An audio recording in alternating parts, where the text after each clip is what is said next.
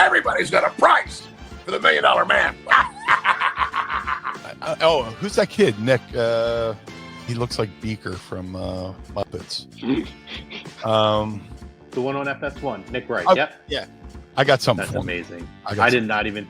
I love that. If I get 5 women and they're all in the same room with me, we're going at it at 110%.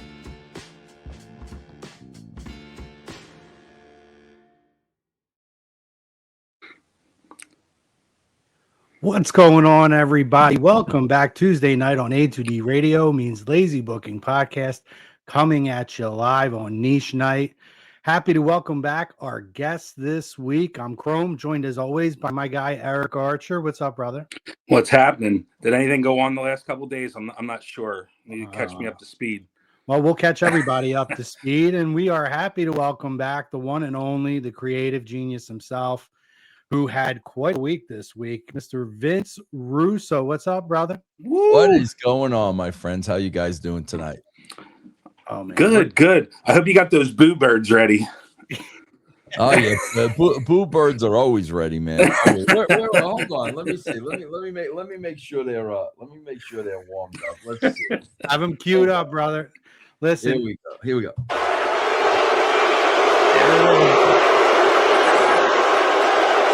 Beautiful. Love having them. Well, we heard a lot of that this week. Let's show a little love to our sponsor before we dive into it. At Specialized Physical Therapy, Dr. Paul Vidal, our doctor. You can find him at Burlington and Cherry Hill, New Jersey. Find him on the web, specializedphysicaltherapy.com. No appointment necessary. So any aches, pains, long-lasting issues, anything brand new, please contact him and his award-winning team. They'll take a look at you and get you set to go in the right direction to get yourself feeling back at your peak performance. What a week.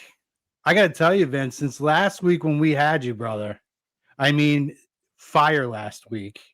And we dropped some clips throughout the week of things that you said. And I got to tell you, especially the night after Saturday night's main event, a lot of the stuff that you put out with Triple, I mean, it went flying. When you talk to, and I got to tell you, before we dive in here, one of the things that really stuck in my head, and like me and Eric were texting about it, of course, the intro, the cold open for Saturday night's main event has whose voice doing the intro. Yeah. And immediately I texted, I said, I can't get it out of my head what Vince said because he's 100%. I didn't think about it.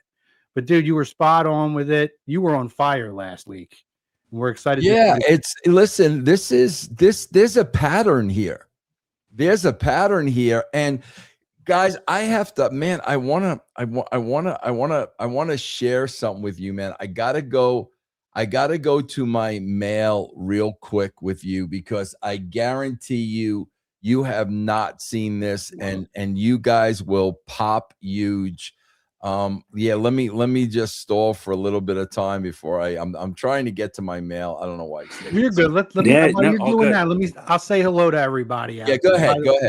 Make sure we're live on Facebook, YouTube, and X. Make sure you guys like, subscribe, follow, and please, most importantly, we got Vince here. We're gonna pull your comments up on the show. Join the conversation. Put your comments in, your questions in. We're gonna talk about the John Cena controversial ending to the retirement at Saturday night's main event. Maybe where is his legacy at? And we're also going to talk about JCW, which has had another fantastic week.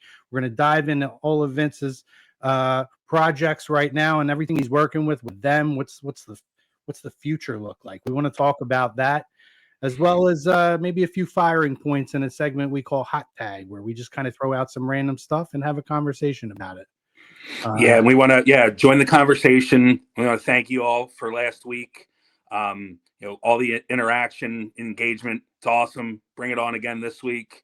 We love it and ready to go. Let's do it. Hold on. All right, guys, you got to let me get the volume on this. I think you guys got to pull it up, bro. Play this clip with the audio. Joe Bruce. No, wait a minute. Hold on for a second. Wait a minute. 25 I gotta kill audio on another channel. Hold on for a second. You got it. You got it. Hold on, All good. hold on. Okay, I got that dead. Okay, hold on. Let me go here. Let me come back to you guys. Hold on. Oh, man, I hate when I got. Okay, you guys. I gotta play this clip, right? All right, listen to this clip, guys. Watch this freaking clip. Gunther, before we say goodbye, I hear since it is the holiday season, you brought a gift over here to First Take. What'd you bring? Yes, very true. I got sent here with a gift. This is a beautiful piece of WWE memorabilia. I think it's a used sledgehammer by Triple H. So from Triple H, Nick Khan and all your friends at WWE. Yes. Merry Christmas. Oh, thank you. Okay, bro, are you effing kidding me?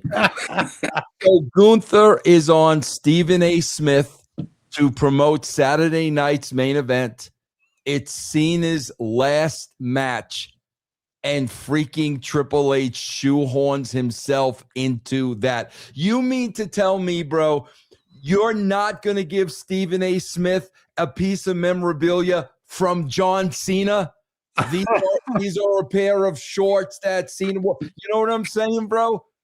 This guy is. I did a show today, and bro, listen. I swear to you, at this point with Triple H, when it comes to ego, bro, he has far and away surpassed everybody.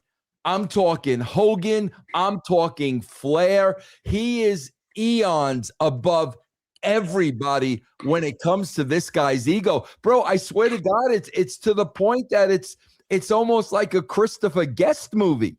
I mean, every time this freaking guy turns around, bro, you guys saw the end of Cena. Where is he? He's up on the apron pointing to, oh my God, bro. Can you imagine if Vince Russo were doing all this stuff, opening up the trading cards with Sam Roberts, and my voiceover is all like, can you imagine if it were me doing this stuff? Man, bro, this guy, I'm really at the point where it's like, dude, you got issues. Like you've really got issues to have to constantly be putting such a spotlight on yourself. Bro, you've got deep issues, bro. I almost wonder if it comes from the fact that he didn't get the retirement that everybody else is getting, right? Because of the medical issue. This is not an excuse by any means, because you're right. There's a lot of self-serving that's been going on. And I do see it a lot more too after our conversation last week. And I did feel like it was very like self-deprecating or self-serving to come out and do the whole pomp and circumstance. And the same thing can be said after WrestleMania 40, right? Comes out with Cody when he has his moment in the ring. What about Boston? What about Boston? When he's standing in the ring the entire time with John Cena. I mean, bro, it's situation after situation after situation. He does the voiceover for the WrestleMania spot for the guys, and then he does it for the girls as well. Like, why didn't Trish Stratus, do the voiceover for that spot? That should have been a female voice doing that voiceover. It's, bro, honestly, the guy's got deep rooted issues at this point. Do you think it's I know we talked about what it's stemming from, but do you think, and I heard you talk about it on one of the shows this week, do you think it would be beneficial for them to lean into this heel character? Like the first guy that walked out when Cena retired, it was him and Stephanie hand in hand. Do you and he got the boos on the post show, and he's it should have been louder. Do you think it would be beneficial for them to capitalize on this, or do you think it's kind of been used already? And No, I think that's the only thing that could save it. And I think that's the only thing that can save him. I really, really do. Because I got to tell you, man, when you've gotten to the point now where, okay, bro, this isn't Vince Russo just saying it. Now your own fans are saying you effed up. Bro, that's the beginning of the end. That's the beginning of the end, when your own fans are turning on you. So if I were him, bro, I would do that in an absolute heartbeat. I would do that in a heartbeat. And guys, guess what? Now the mystery is over, bro, because there was all that talk about why Cena's final match wasn't in Boston. And the story was because the WWE wanted the building to pay extra money for it, and the building said no. Bro, that's bullshit. They knew what this finish, he knew what this finish was going to be all along. Bro, could you imagine if this finish would have took place in Boston? Can you imagine if this finish would have taken place in Cena's hometown? Bro, they would have rioted. They literally would have rioted. That was nothing what we saw on Saturday night. If that was in Boston and that was the finish, forget about it, bro. That's why the match wasn't in Boston. Oh, it would have been absolutely insane. And they did. They took advantage of it as if it was like a bidding process. Like it's like we're talking about bidding for WrestleMania and the Super Bowl. Which part of me says I can't blame them for that, because it's a huge thing that people obviously wanted their city to partake in.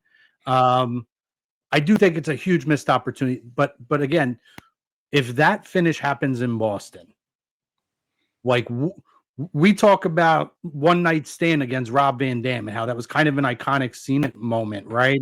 And one of the more visceral crowd reactions of all time. I mean, they legitimately might have rioted. This might have been horsemen inside the cage breaking Dusty's leg level of rioting. Yeah, no, absolutely, bro. And that's why this had never happened before, where, okay, bro, this is a special night and we want X amount of dollars extra from the arena. This is the first time that ever happened. And that's why. That is exactly why, bro. They had to come up with some kind of reason and some kind of situation for that last match not to be in Boston, because they knew what they were going to do. That would, oh my God, bro. Triple H would have had to crawl under the ring if that was in Boston. Oh, 100%. Yeah. Do you think that's Nick Khan, or do you think that's further up from him, or do you think it's just all of them conglomerate? Like, we're just seeing the dollar signs. We want to go where someone's going to pay for it. Nah, well, in this case, there is no way. There is no way anybody can look at Cena's farewell tour and ask the question, okay, who was in charge of creative? Who was behind that? Triple H. Fine. There's no way anybody can look at that and say, this guy should not be fired. Bro, when you look at the last year of John Cena, bro, what was the John Cena highlight? He got killed by Brock Lesnar. He lost his last two matches on the way out. Even when he won the title, it was because of Travis Scott. Then they did that horrible heel turn. What was Cena's moment in this last year? Beating AJ Styles? I think he beat Jey Uso. Those were the moments. And then, bro, Triple H is going to sit there and talk about a time-honored tradition. Bro, a time-honored tradition is you put the guy over on the way out. Not two guys over. He lost his last two matches. That's it. Bro, nobody's ever done that. Nobody's ever done that. What they've done in the past is they've built somebody, and then the guy on his way out does the favor. That's the way it's done. First of all, they never built Gunther. Never built him. He won a freaking tournament. And then you beat Cena his last two matches. Bro, somebody needs to be fired over that. Somebody's going to sit there and tell me Vince McMahon would have booked Cena this way? Yeah. I think so. Let's get into the topic because we're in it. All right. You kind of already touched on it. Let's jump in. Our agree to disagree for the night, and everybody wants to jump in. Please do. WWE having John Cena tap out to Gunther was the right decision. Agree or disagree? And wherever you guys are at, please drop your comments in. Comments again, as last week are already starting to fly in. But I think you've been touching on it, Vince. But Your thoughts on that? I'm sure you're going to disagree with this. Bro, the guy built a 25-year career of never give up.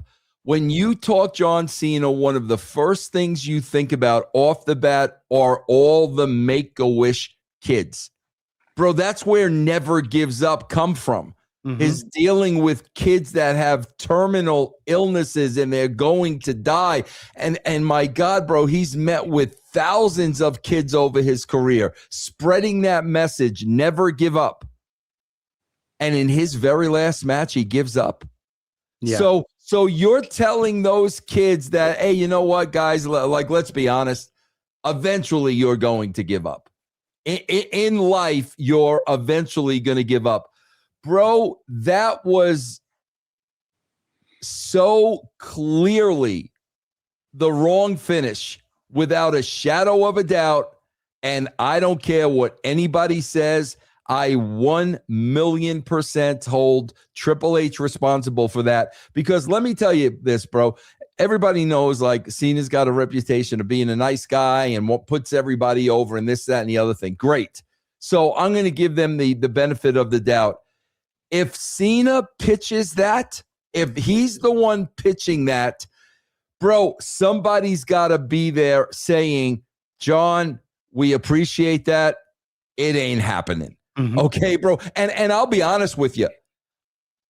I would believe that Cena pitched that thinking somebody else was going to say that. Thinking somebody else was going to say, John, we appreciate that. We know what you're trying to do, but we can't do that. And nobody said anything, bro. And that was 1,000,000,000% the wrong finish. And it was a finish for Triple H to make sure the John Cena legacy is not going to be greater than his legacy. And bro, that's what this entire thing was about. Because if it wasn't about spite and jealousy, then literally Triple H is a moron. And he's not qualified for the job. It's that simple. So, bro, it's one of two things. You either did this whole thing on purpose, or, bro, you are not qualified for this job whatsoever. And I want to believe it's not the latter. I don't think Triple H is stupid. I think Triple H knows exactly what he's doing, and he knew exactly what he was doing. Yeah, my initial reaction, so I don't think it was necessarily the wrong decision to lose. I saw the story. I would make the argument. Now, again, there's going to be a different ending to this, but I would make the argument, right? We talked all week last week about story and consistency in story. And then when I sit and I hear John Cena say, I'm going to ruin wrestling. And all week he talks on Pat McAfee about how, Pat McAfee and ESPN, all these different networks about how, the character is coming to an end, but the man still moves on. So when I look at the story, this might have been the most consistent story in the beginning. He says, I'm going to go till the end of this. He ends up winning this title. He's going to do what he has to do. He's going to be desperate. He's going to go around. He wins the title. He's going to ruin wrestling. And I do feel like when you look at the commentary, wrestling defeated or wrestling killed sports entertainment, right? I felt like I felt like he was telling us it was going to be Gunther, and Gunther was going to go over all along if you really start to look at a lot of the context clues through. Now, the road there was all over the place. I mean, this is GPS taking you up and down hills and all around and trying to detour all over the place. I think we got there. And initially, when I saw how it ended, it was almost kind of foreshadowing when I heard him talk on McAfee and I heard him talk on Chris Van Vliet about the character is ending, but the man's going to go on. It was like the light switch is on now that this character is done. And that's why he had kind of the face, nothing left in the character, because he talked about how his body can't handle it like it used to. So I just kind of put all those pieces together and I thought it actually told a really beautiful story. But again, after I kind of remove myself and everything that you talked about. It's what does the character mean? And it's the legacy of the character. And I have to agree that the tap out was a terrible, terrible decision. The pass out could have happened. I don't think Cena should have won the match. I think that what you're seeing with Gunther is what you could have got. Like his promo last night on Raw was short and sweet, and then the whole kind of carrying himself with an arrogance in the back around everybody and making the comments and Moxie. You could have did that with the pass out too.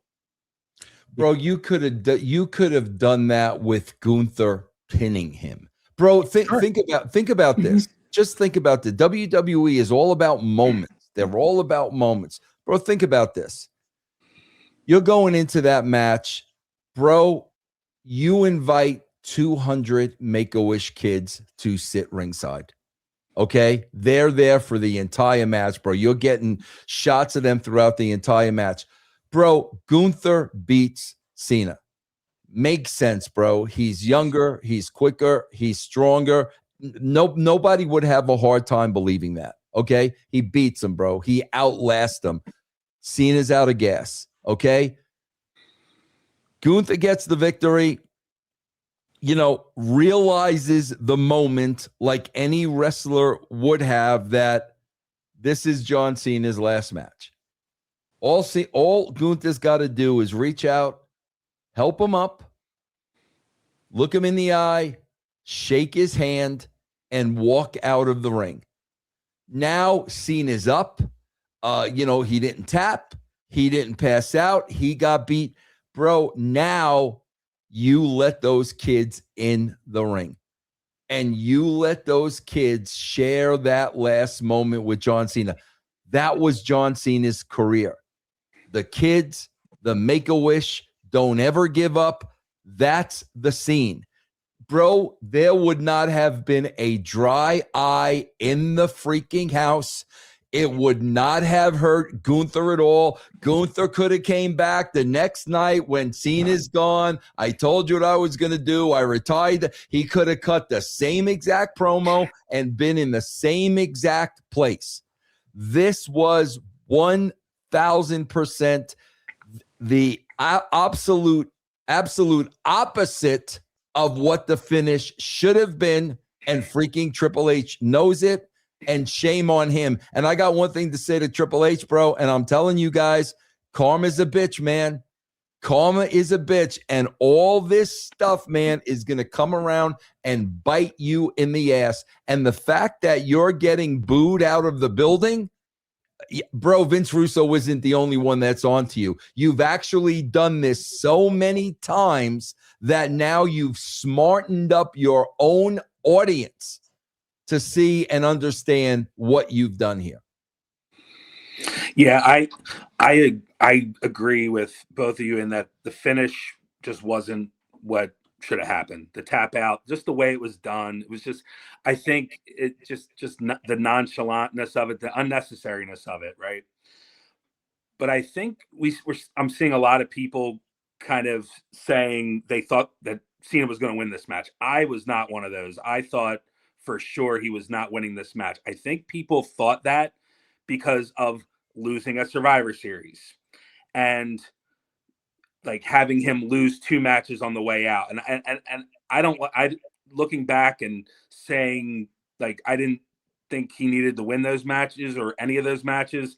It just doesn't sit right with me that he not, and I don't know if I find it hard to believe that he would even sign off on losing unless he was just like, you know what, whatever, let me get out of here, I'm done. I just have a hard time thinking that he would even sign off on losing 2 matches going out, unless, to your point, Vince, it's him being the good soldier, and he's just like, all right, do whatever you want. I'm out of here on the 13th, and that's it. Yeah. Well, I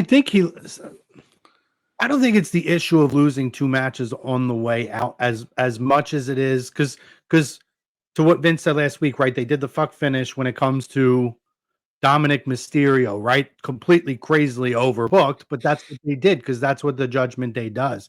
So you have an out with that. But coupling that with how this one finished, that's where the issue comes in because it makes them it leaves a really bad taste in your mouth. You wanted some kind of a definitive ending, right? You didn't get that with the Dom match. He lost the match. He lost the title. You had the whole big schmaz of everything. You wanted something definitive and in a fashion that was celebratory for the character. So whether that ended up being a victory where he overcomes and he's Super Cena one last time, or you get the pass out where you can you preserve the integrity of the character. At the end of the day, I think that John Cena's character, more than any character in the history of professional wrestling, needed to be preserved. It's the reason they didn't turn him heel all those years, including when he was as hot as can be and as spry as can be. So why on the way out is it all of a sudden okay to completely destroy the integrity of the character? Because that's how Triple H wants you to remember him. That's why. That's how Triple H wants you to remember, without a shadow. Guys, listen, we've got to go back here a little bit, okay? They had Gunther on a roll when Gunther was champion, okay? Gunther lost to Sami Zayn, bro. Gunther lost to Jey Uso, bro. Those losses are not going to go away. So let me make the comparison to you, okay? Bro, everybody can, and you know, again, keep it simple, stupid. Let's go right to Sylvester Stallone and Rocky. Did Clubber Lang lose a match, lose a fight before he got to Rocky? Did Ivan Drago lose a match before you get to Rocky? That's how you make a guy, bro. If Gunther would have never lost, that would have been one thing. If that run would have never ended where he lost to Sami Zayn and he was done right there. Bro, I don't care who you are. You're not going to rebuild anybody after they lost to Sami Zayn, because I could beat Sami Zayn. So let's be honest. So if he would have never lost and then he's going into that match with Cena, okay, fine. But you beat him, bro, and you didn't beat him just once. You beat him freaking twice. So don't sit there. You think for 1 second people are gonna think Gunther is invincible now because he beat a 48-year-old John Cena? You really think that's what people are going to be? And they're just going to forget losing to Sami Zayn and losing to Jey Uso? And, bro, not only that, let's be honest. You know they're horribly going to book Gunther after this. You know they are. They don't know how to book, bro. They don't have a clue. Triple H doesn't have a clue how to write a wrestling show. So you know, bro, they're going to book Gunther like shit after this. Well, that's my worry. That's the worry that I have. Yeah, I think they got off to a good start on Raw, but to your point, it's where do they go from here? It looks like maybe the next guy is AJ Styles. You know, there's some rumors that Brock Lesnar's gonna hang it up next year. Like maybe that's the direction they go, but we shall see. Vince, real quick, I think Gunther is the beneficiary of it, right? So like that's the direction I feel like you have to go. If Brock's retiring, it has to be Gunther. If AJ's retiring, it has to be Gunther. Did we not do that with freaking Randy Orton? Have we not done that story? Have we not done that storyline before? We've done that exact freaking storyline, bro. So Gunther's beating old guys? Like that's what's getting him over? He's beating old guys? Cena's what? How old is Cena? 47, I think. AJ's that age. AJ Brock Lesnar is 45.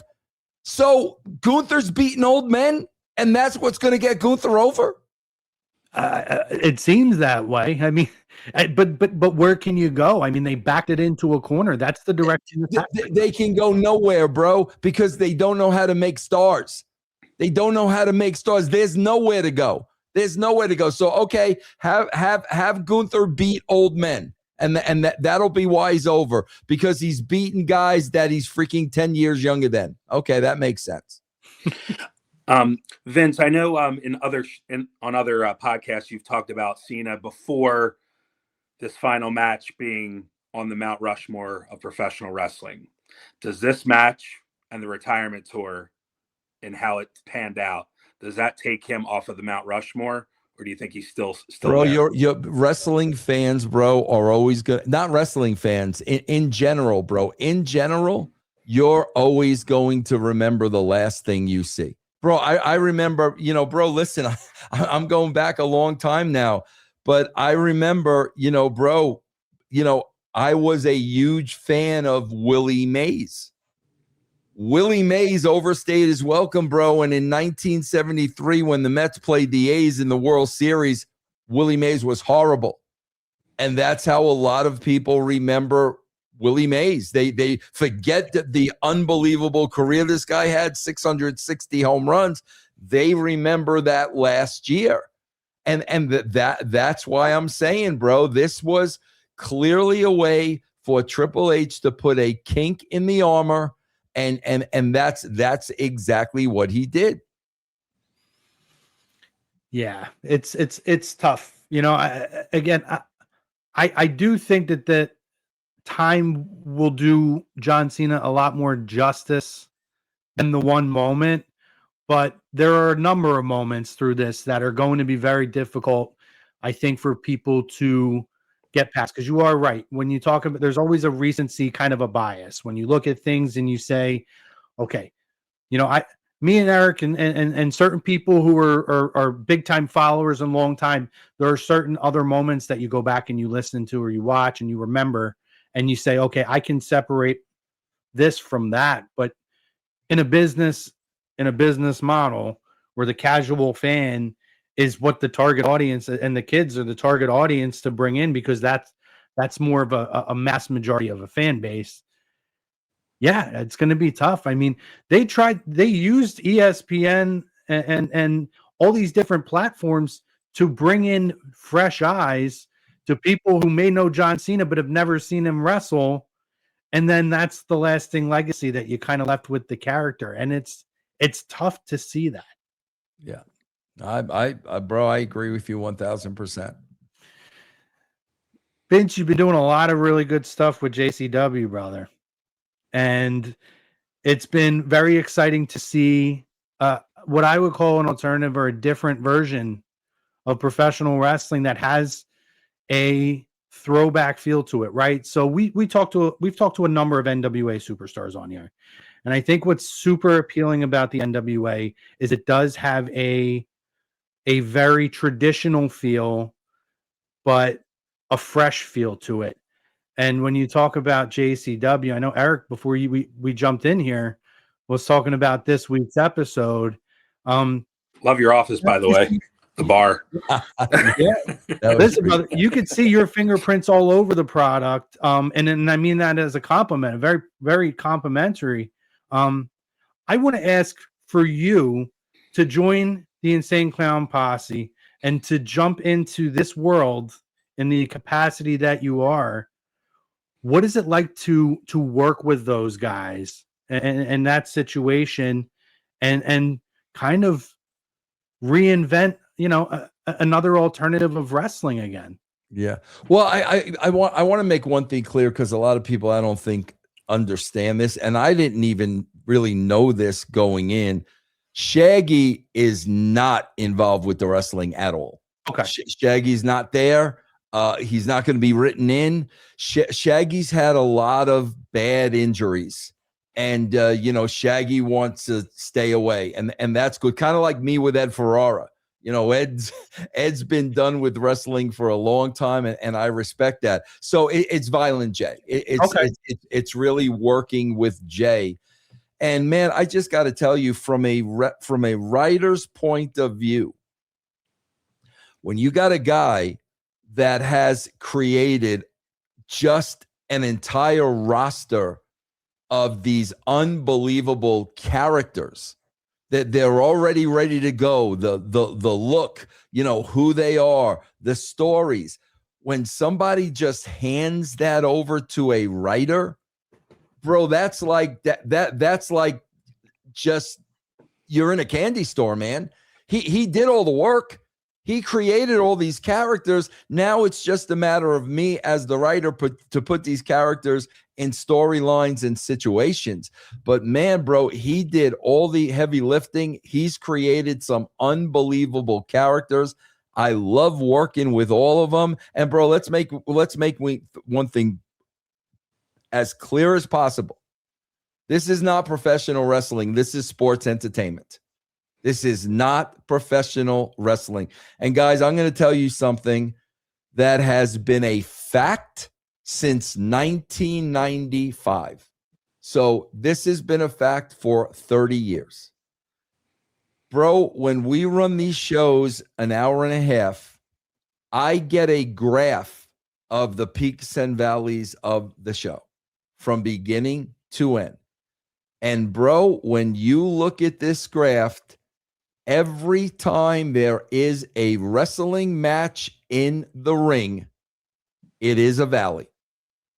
As soon as we go to the back, it is a peak. We go back to a wrestling match, it's a valley. 1,000%. There is no exception. No matter who's in that ring, there is no exception. And I don't know if you guys saw this last week's show, but the end of the show was the tease that if Jasmine St. Clair loses, she's going to have to strip down to her bra and panties. That was the peak of the show. Yeah. The most people were watching that at the end of the show. And listen, guys, I am not going to apologize for that. Those are the numbers that I am looking at, that I've been looking at since 1995, and they have not changed. They want a television show. That's what they want. And that's what the WWE doesn't understand. Bro, I did this. I studied this.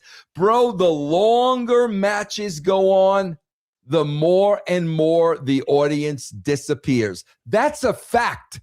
That's I'm not talking opinions here. This is a fact. It has been this way since I got in the game 30 freaking years ago, and it has not changed. And then you add in 3-minute, 4-minute commercial breaks during an 8-minute match, and it makes it really tough. Exactly. So yeah, bro, make no bones about it. This is sports entertainment. So I watched the show, and now that you're the primary owner of JCW, what is the vision? What are you looking to accomplish short term, and what are some of the long-term goals? Bro, the vision is what it's always been for me. Get as many people to watch the show as possible. Get as many people to watch your show as possible. That's what I am there to do. And, I always say next week's show's got to be better than this week's show. The show after that's got to be better than that show. And that's what it is all about for me, to write the best possible show I can and just get as many people to watch it as possible. It's that simple. I'll tell you, when I was watching it, and I noticed that too, there were more segments than there were matches, and each segment told a different story. Like, you're telling the story of James Storm, you're telling the story of Vito, you're telling a story of Jasmine St. Clair. So each segment has its own independent story that you're telling. And now you're telling the story with Violent J losing. Now he's a wrestler. So I found it to where it's easy to watch, because you're telling a story each way you go, and it really just it was fun. And I have to say I will be watching next week. I thought it was really good. Yeah, Thursday show is really, really, really good, and I could tell you, like, there's a shocker at the end of this week's show. It's a really good show. Guys, you got to understand too, like, this show coming up on Thursday is only my 7th show. I would say by the time we hit the 10th show, we hit our stride. And what I mean by that is, at the beginning, the way it had to work with Violent J was, the way him and I worked was, I was writing all the stories, but he was booking the matches, and the matches were cold. But now, you know, through these weeks, okay, now this story is coming out of this match is coming out of a story. Now we got 2 matches coming out of stories. By the time we get to the 10th show, every single match on that show is related to story. There are no cold matches, and it literally took 2.5 months to get there, to build the stories and to build the characters. But once we got to that 10th show, every single match now is related to stories and characters. Every single match. Yeah, and you two obviously have a synchronicity that's developing week by week, and you're starting to see how that's starting to come together. How far in advance do you guys write these shows out, or is this we're on the fly and looking at the numbers and seeing what's working? Yeah, no, I wish it could be that. I wish it could be that, but it's very hard with their schedule, because what these guys do is they do a wrestling show and then ICP performs right after the wrestling show. So when I've got to turn around and write for these guys in January, bro, they're doing 12 straight shows, 12 straight days. Wow. I've got to sit down and write 12 shows. It's very, very, very hard and very difficult. But that has been a model that has been very, very successful for them. You know, combining the music and the wrestling. I'm certainly not going to come in and say, yeah, guys, you can't do this. They know what works. But from a writing perspective, to do 12 wrestling shows 12 days in a row is very, very difficult.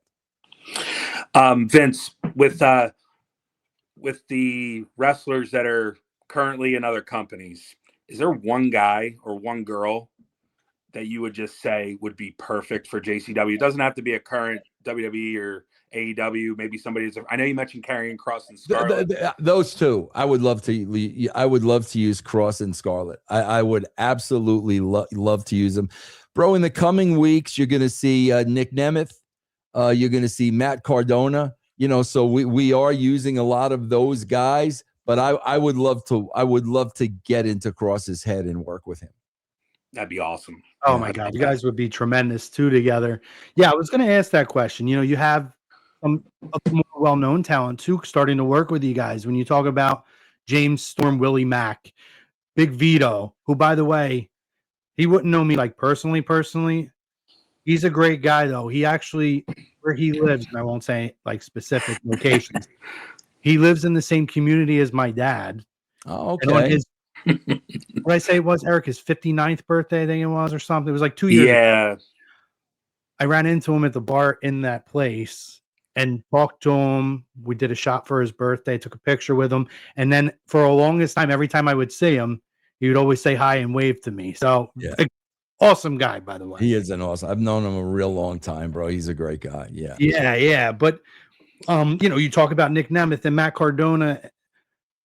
When you're talking to this town and you guys are talking about, hey, we'd like to bring you in and talk and work with you, you know, what is that like? Because again, we haven't seen this presentation of professional wrestling in, you know, or sports entertainment at this level since the Attitude Era. So, you know, what is it like having those conversations? Bro, the people that have called and contacted us will blow your mind. And here's what we get. I get this and Jay gets this. This is what everybody tells us. We're watching the show. It looks like a blast. We just want to come and have some fun. I mean, that's from guys. I mean that you would know that have been around. It's we want to come and play in the sandbox, and that's awesome, man. Because I got out of the wrestling business because of the politics. That's why I got out. I had enough. It was enough. I was getting too old for it. I wasn't going to play the game. It was freaking enough. When Dixie got to the point of having Pritchard there and Hogan there and Bischoff there, I was done.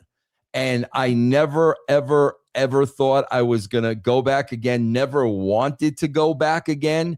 And again, man, the reason why I really did was because I've known Violent J, bro. I've known him probably since 96. I've known him for a really long time. And I know he's not a political guy. He's not that guy. And the only way this was ever going to work for me was to be working with somebody like him. And that's why, you know, so far we've had a great experience, you know? Yeah. I mean, it's very, very exciting. You hanging on for a few more, Eric? Or you? Yeah, I got a couple more minutes. Want to switch gears real quick and talk about something you said on Coach and Pro about Cody Rhodes and his suspenders, and it brought up Bob Backlund, which I think he also needs a bow tie as well. Do you have? He showed up at the Eagles game the other day in a suit, by the way. Yeah, him and Nikki Bella were at the Eagles game, and she was at the Flyers game, which was funny. They kept her away from DC, but nonetheless, do you have any fun stories about Bob Backlund? It's somebody that myself and Rue will tell you. Bro, I put a chicken wing on somebody in middle school, and he dared me to do it. We still talk about Backlund all the time, which is just like an amazing character in the mid-90s. The freaking Mr. Backlund at the tail end of his career, and I got to produce those vignettes with him. And bro, I would be there with literally tears in my eyes. He was so freaking good, bro, and it was so entertaining. And I never produced him. I'm like, go. And he would go, and oh my God, bro, what an unbelievable experience. I got to bring him down to spring break when all the kids were on spring break. This is about probably 1994. And bro, here's the most unbelievable thing about this. I swear to God, bro, it's 1994. It legitimately is spring break, and it's Daytona Beach, and it's 100 degrees, right? Freaking Backlund, full suit, full wool suit, 9 yards. Bro, he's in full suit, and he put the white shit on his nose. So then, bro, we get to the pool. We get to the pool area, bro. He rolls up his pant legs, sits at the edge of the pool, and puts his feet in the pool. One person comes over, and these are students now. And he starts talking to that student. And another one comes. And another one comes. Bro, I swear to you, he was holding court at spring break. And these freaking drunk, young, partying kids were sitting there listening to every word he said. I will never forget that as long as I live. What a great freaking experience, man. That's awesome. Thank you for sharing that. Oh my God. Awesome. I loved working with him, man. Yeah, I mean, I met Bob Backlund in probably about 2013. And it was like a meet and greet thing. And I ended up talking for like 10 minutes. And I have a picture of it. He put me in a chicken wing and said, "Oh, we'll take a picture." And I thought we were just going to pose for it. Well, no, he locked it in on me. And it hurt. Like, fight it. No joke. Yeah. I mean, you can see in the picture, it looks like I'm not posing. That is actual pain. But it was just so on brand with the character and the personality. And I talked to him for like 10 minutes. He was really such a great guy. Yeah. Do you guys remember when he got Louis G and Frito in that chicken? Oh, yeah. He had him like a rag doll. He was my assistant editor. I mean, that like was a shoot. Can you imagine if the fans today saw that?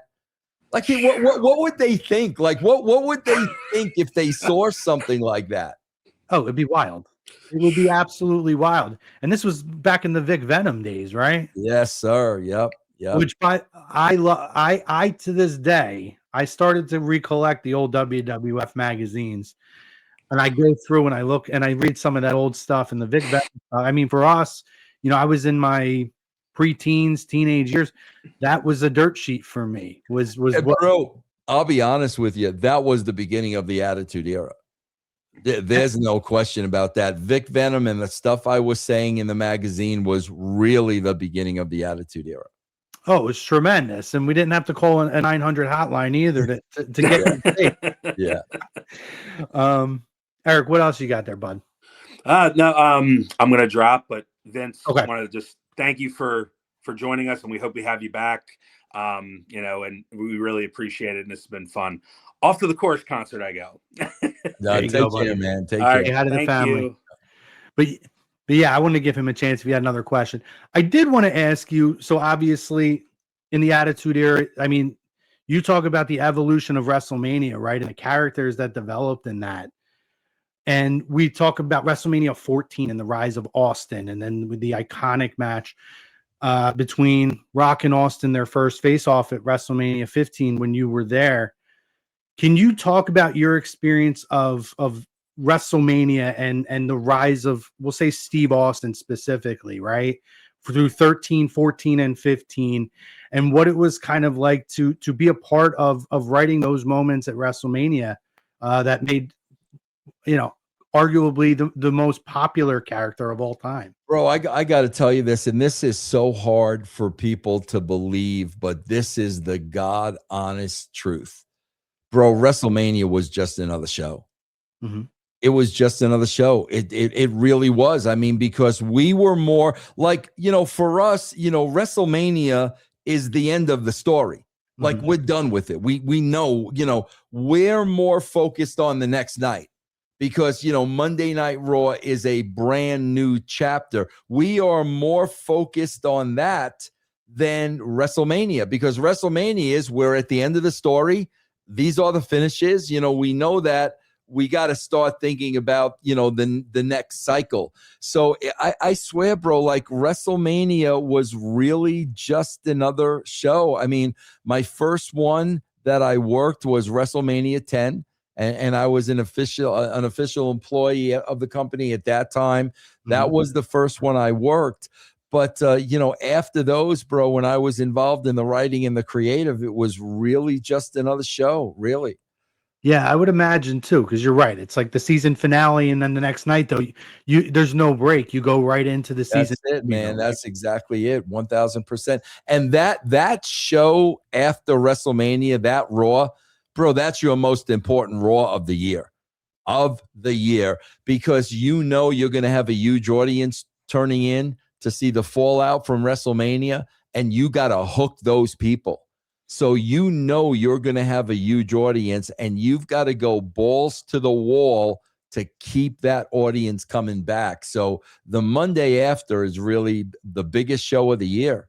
Yeah, particularly at that time too, because you didn't have all the internet clips. I mean, I know you had the Sunny in '95 most downloaded superstar and all that, but you didn't have the YouTube clips and for the people who couldn't afford to pay the $19.99 or whatever WrestleMania's price point was at that time, it was, I need to tune in because I need to see the stills that they would put up of WrestleMania. Yep. All they would do is put up stills, 1000%. Yep. Yeah, you would put the stills up, and then that would be what would hook people to stay to your show. And you remember that being so important. So yeah, those shows were really tremendous. Kind of fast forward a little bit. Just talk a little bit about your time with WCW, right? I mean, we've heard a lot of things you've participated in, Dark Side of the Ring. Actually, I want to ask about that, because we've had quite a few people on here who have been a part of that, and we always it's something we like to cover as well, right? So, we had Tony Atlas on here when he talked about the episode with Bruiser Brody. You've been a part of a lot of episodes, but just your experience to work with the producers of that show. What was that? What has that experience been? Because you might not be done yet. Bro, I will tell you this, and I don't want to. They haven't told me to not talk about it, but I don't know if they want me to talk about it. Bro, I just did 5 hours with them about 2 weeks ago. Oh, good. Yeah, I just did 5 hours with them, a grueling 5 hours. Bro, they've always been great to me. They've always been great to me. They've always treated me well. They've always paid me well. They've always treated me with the utmost respect. I always tell them this, bro, because I don't watch them. And here's why I don't watch them, because wrestlers are full of shit. And I'm not going to sit here and watch you freaking blatantly lie. This is what I've told them, bro. I've told them this too. I said, you guys, you have no idea of who's lying to you and who's telling you the truth. You have no freaking idea. I said, if it's me producing the show, I said, guess what we're doing? When you're sitting somebody down and you're interviewing them, bro, you're hooking their ass up to a lie detector test. Oh, man, that would be amazing. Exactly. I said, that's what you're doing. And I said, I'll tell you right now, I will be the first in line. I will be the first in line. I'm like, because you guys, I've watched what I have watched, and I have not watched a lot, but guys are blatantly lying. Like it's a blatant lie. So it's like, what good is it, man? You don't know who's telling you the truth and who's lying. And I said to them, hook us up on a lie detector test. I said, first of all, you wouldn't get half of the people that you get. I said, let's just get that off the bat. There is, you would eliminate half of your phone calls because no way they would do it. Absolutely no way. But at least this way, you're always hearing 10 sides to a story. At least this way, maybe you'll get the truth with some of these stories. Otherwise, what's the point? No, it's true. Man, you talk about reality television. That would be, I mean, that might be the next thing we need to put on the Russo brand over here. Yeah. But no, and I think that what they do really well, is it seems like they try to present all points and all angles without a bias. Yeah, they're very, very, very thorough, bro. I mean, when you're sitting on the other side of that interview, bro, they ask you everything you can possibly imagine, man. Like it's grueling and exhausting because they don't leave any question on the table, man. Yeah, you can tell that they really take the integrity of what they're doing to heart and present. I got a little pissed off with them after the first one. I got a little pissed off at them because the first one I did was Brawl for All, and they tried freaking turning that into a Vince Russo, Jim Cornette angle, and I called them on it. I called them on it, and as a matter of fact, when they call me to do the next one, I said no. I said, guys, come on, man. After what you did on the first one, you're trying to turn this stupid thing into an angle with me. Like I'm even going to entertain being in an angle with Jim Cornette. and bro, and literally, I'll be honest, man, I quadrupled my price. I said, man, after that experience, if you want me to do it again, this is what it's going to cost. But I will say this.